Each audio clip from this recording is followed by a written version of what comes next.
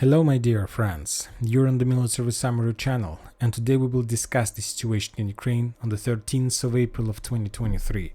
Today we have a lot of very interesting updates, so let's start. But before we start, I would like to remind you that exactly a year ago the Russian cruiser Moscow was sunk in the Black Sea as a result of missile attack from the Ukrainian side.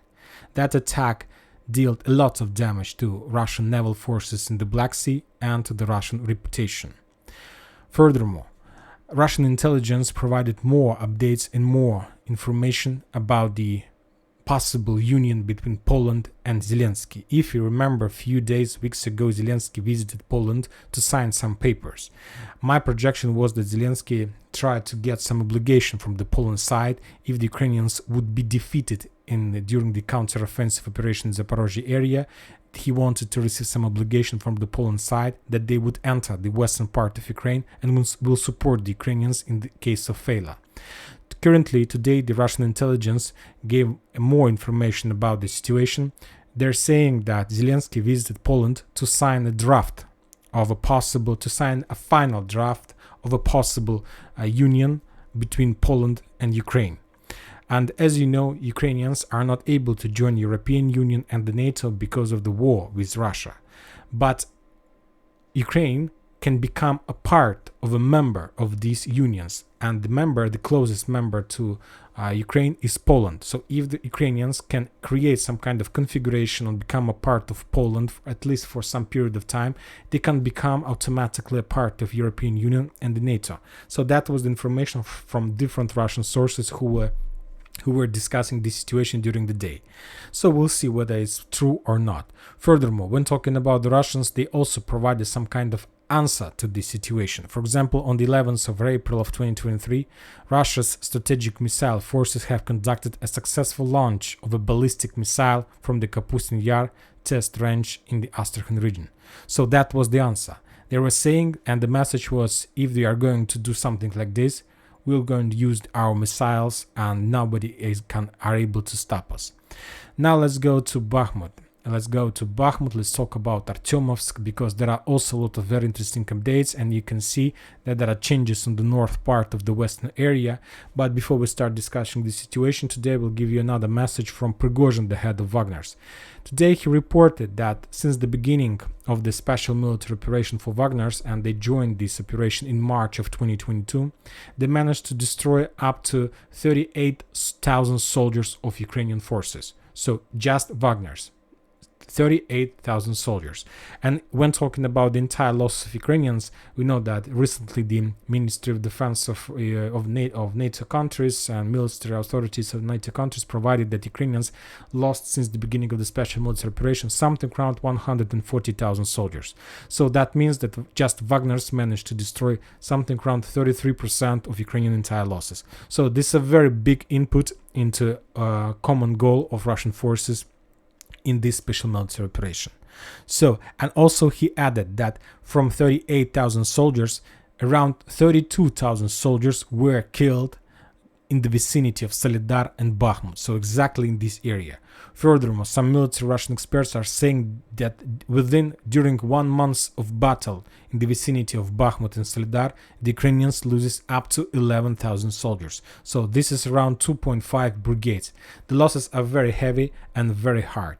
Furthermore, the Ukrainians, for example, today, some sources reported that they continue sending more and more reserves inside of Bakhmut. For example, today we got update that Ukrainians deployed 120th Brigade in the vicinity of the western part of Bakhmut, in the area that was under control of special forces, and another 114th Brigade in the vicinity, let's say, on the area of the roads that connects Chasov Yar and Bakhmut. So we see that Ukrainians continue sending more and more, we can say, very low quality forces. They're not saying they're mechanized brigades or special forces. They're just sending more and more infantry, and the main purpose of that infantry to hold the Russians as long as possible. Furthermore, the Russian sources map has been updated, as you can see, and I believe that you saw a video for today when the Ukrainians, when they were defeated in the central part of Bakhmut, they were stepping back and they took a decision, the Ukrainians, to destroy the big buildings. and I believe you saw a video of the destroying and the explosion on the very big building. It was like 9 or more floors building, and this very important tactic from the Ukrainian side. They understand that they can't hold Bakhmut, they need to step back, but the only possible solution for them is to slow down the Russians and not to allow them to take their own positions. So that's why they took a decision to destroy the big buildings. And of course, this situation will affect the entire plan, the Russians' plan in the vicinity of Bakhmut. We understand that. The Russians can continue movements just along the residential area where they can find low buildings, because if they attack and storm the big buildings, sooner or later anyway, those buildings would be destroyed by the Ukrainians. So there is no reason to do this.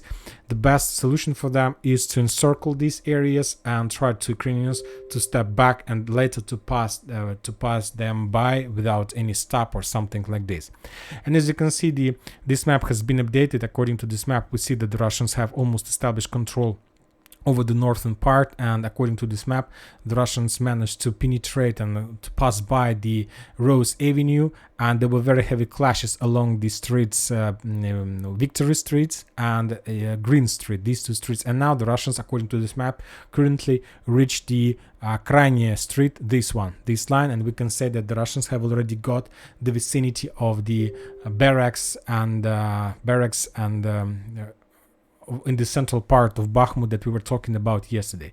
Furthermore, the Russian source map has been updated as well. Now they're showing that this railroad station is in the gray zone. Furthermore, some Russian sources are saying that the Russians have already entered this area, and now we see that the Russians have the bridgehead in the railroad station. Possibly they have. Furthermore, possibly the Russians have penetrated this area and established control, and now we understand that Ukrainian forces that appeared in this salient currently are blocked by the Russians, and they don't have any other options but to step back, even without receiving any order from the Ukrainian military authorities.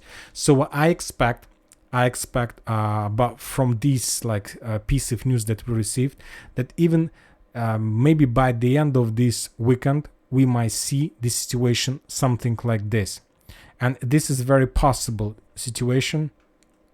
So the Russians have already, at least today, we received the first confirmation of this situation, that they managed to penetrate this northern part, enter the railroad station, and possibly they can establish control over this area even by the end of this weekend. We'll see whether the Russians are able to do this or not. But anyway, we see that the situation for the Ukrainians is very critical. The Russians continue pushing from the south, but without any progress on the ground for today, or at least we still haven't received any updates about that. The Russians continue their pushing from the west. They have already crossed the railroad ways and established a bridgehead in the railroad station, and just received confirmation about the penetration in the northern part. And as we discussed, the final battle for the central part, we can say that has started. Maybe that was the reason why the Ukrainians took a decision to send more reserves in this area. Who knows? But anyway, I believe that within the next few days we're going to understand the real situation. Furthermore, the Ministry of Defense of Russian Federation reported that as a result of clashes on Donetsk front line, mainly in the vicinity of Artyomovsk, the Ukrainians lost 300 soldiers, 10 armored vehicles, including 1 tank, and 3 artillery systems. So as you can see, the losses are still very heavy for the Ukrainians, and also some authorities from DPR, like the vice president or some assistant of the Apushilin, the head of DPR, report that the Ukrainians in Bakhmut are blocked. They are blocked and they don't have any possibilities to evacuate from this area. Furthermore, let's return one more time back to the situation with these 2 brigades of territory defense, brigades of 120s and 114s. As you can see, the Russians, we see that Ukrainians do have possibilities to move their reserves inside of Bakhmut. But we still haven't received any confirmed information about the situation that Ukrainians are able to evacuate forces from Bakhmut. And there are just 2 explanations of that. The first one is that all these brigades who entered Bakhmut stays in Bakhmut forever. I'm talking about that they will be destroyed there. Or the other situation is that they are no longer able to evacuate from Bakhmut because all the roads is under fire control. Very interesting. To tell the truth, from my perspective, as I understand, the Russians need to establish control over Artyomovsk as soon as possible. And if they are able not to allow the Ukrainians to send reserves inside Bakhmut, they need to prevent and they need to cut the supply roads and to concentrate over this area completely. Furthermore, one more time about the new Ukrainian tactics. They're destroying buildings, and as we see, there are a lot of buildings on the Russian way until the western part. Furthermore, I believe that the entire western part, this part, is mined by the Ukrainians, and every single building will be destroyed. And from my side, I have one question that can help us understand the purpose of battle for the western Bakhmut. And the question is, how many civilians are there? This is a very important question. This is the most important question that can change the entire situation of battle for Bakhmut. We believe and we used to think that the Russians are pushing and we don't understand the purposes of this push. What is the real reason? We see that Ukrainians destroying buildings. What is the reason to fight for the ruins? And to receive an answer to this question, we need to understand how many civilians left inside of Bakhmut. Inside of the western part of Bakhmut. And there are two answers. There are a lot of civilians and there are not so many civilians. I don't know, I can't tell you the numbers, like more 1,000 or less than 1,000. What is a lot of civilians for the Russians? What is not a lot of... But anyway, I will tell you, if the Ukrainians take a decision to destroy buildings and if there are not many civilians inside the western part of Bakhmut, I expect that the Russians, for the final storm of this area, will start using their flamethrower systems, as they did in Popasna. If you remember, not Popasna, in Peske. If you remember, at some certain point of time, the Russians started bombing this area with flamethrower systems, TOS-1, and after that, everything went very fast. So maybe the Russians will take the same decision as a result, as a reaction for the Ukrainian new tactic to destroy buildings. Now let's move to other front lines. And now let's talk about Avdiivka area. The Russians are saying, and let's return back to the Russian sources map for these purposes. They have a lot of updates about that. As you can see, there are a lot of icons, and mainly the Russians were attacking Severna, Umanska. The Russians continue attacking Achertina and the area that located on the north of Avdiivka. And this area is under responsibilities of one of the most well-trained, experienced brigades, mechanized brigade in this area. I'm talking about 110th Brigade. And the Russians are saying that as a result of artillery duels, they destroyed at least one ammo depot of that brigade, 110th Brigade, and they destroyed few checkpoints, few position of accumulation of forces, and so on. But as you can see, also without any changes on the ground in Pervomaiska, some maps are showing that the Russians managed to clear the road that connects Avdiivka, that used to connect Avdiivka and Konstantinovka. And of course, I'm talking about this road. When talking about the western source map, we see that the Russians have already passed by this road, and there are now clashes in Novokalinovo and Keramik, and this is the only map that confirms this information. Most of the Russian maps says that they just reached the N20 road and they managed to clear this area. And of course, now the Russians have a lot of possibilities to attack in any direction, to the north, to complete encirclement of Avdiivka, or to attack Achertina, this logistic hub, this railroad hub that Ukrainians uses for supplying and supporting Avdiivka. Now let's go to the south, to Ugledar. As you can see, there are some duels, not much updates from this area, but there are a lot of updates, as you can see, on Zaporozhye. The Russians, we know that Ukrainians have already accumulated around 60,000 soldiers in this area. We can say that this area is also overpopulated with the Ukrainians. There are no big towns where the Ukrainians can hide their big army. So this is the reason they need to keep their forces in Zaporozhye and Dnipro, the main forces, and to keep just a small parts on the combat line. And but because of the fact that the Russians managed to accumulate a lot of forces, the Ukrainians need at least to have like the same amount or a little bit less or something like this, and this allows the Russians to continue their bombing area because they're using their guided bombs in this area, and they're very successful. The Russians are saying that as a result of clashes during the previous 24 hours, the Russians on these two areas, the Russians destroyed just 20 soldiers 2 armored and 28 soldiers, 3 armored vehicles, and 1 artillery system. But the Russians destroyed a lot of ammo depots. They destroyed some headquarters in this area. They destroyed like convoys of Ukrainian forces. So pretty successful. At least the number of icons says that they're pretty active in this area. When talking about Kherson, there are very heavy clashes between these two banks of the river, between Novokakhovka, Kazatska, Berislav. So Berislav and Novokazatska is Ukrainian side, this is the Russian side, and they're like attacking each other from one side to another. The loss of Ukrainians is 35 soldiers, 2 armored vehicles, and 1 artillery system. But this area is very active. Maybe the Ukrainians are going to use exactly this part of Dnieper River for some kind of crossing operation, for marine operation, to establish bridgehead in this area. We'll see. Now it's very difficult to understand what they're going to do. Very interesting updates are coming from Nikolaev and from this area. And I'm talking about the infrastructure.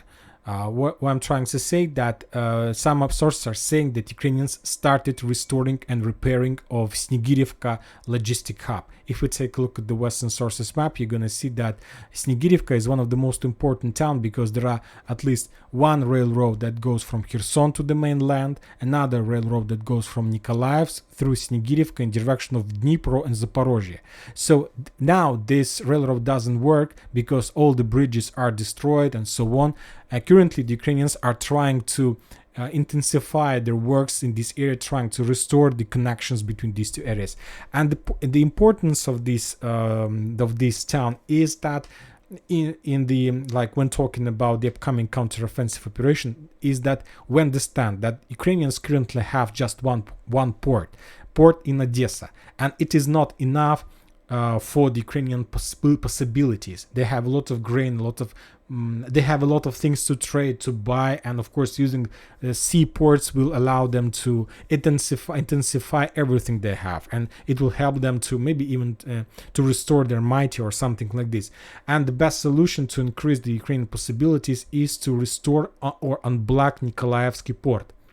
As you can see, there is a river and there is a port and there is a railroad station, but the Ukrainians can't do this because this area is under Russian control and it's blocked by the Russians. So they can't use anything in this area.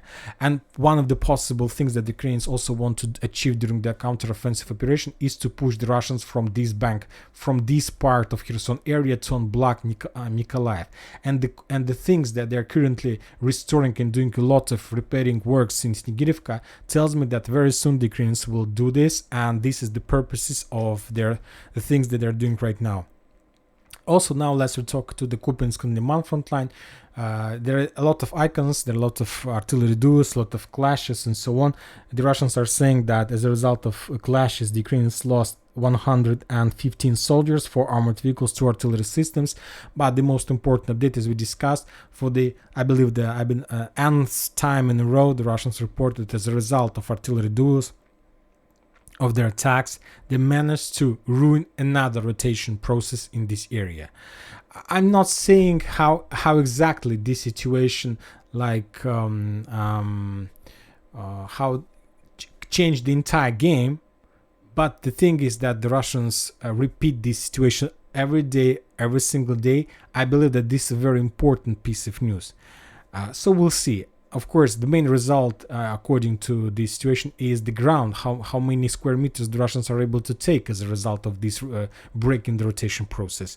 But for now, we don't see any changes. But we understand that the Russians, by this break in this rotation process, are trying to prepare themselves before the greatest offensive operation in this area as well. And that's it for today. Military Summary channel reminds you to condemn any violence in Ukraine. Thank you for your watching. Subscribe to my channel, put your likes, join my Patreon, and have a good day. Bye bye.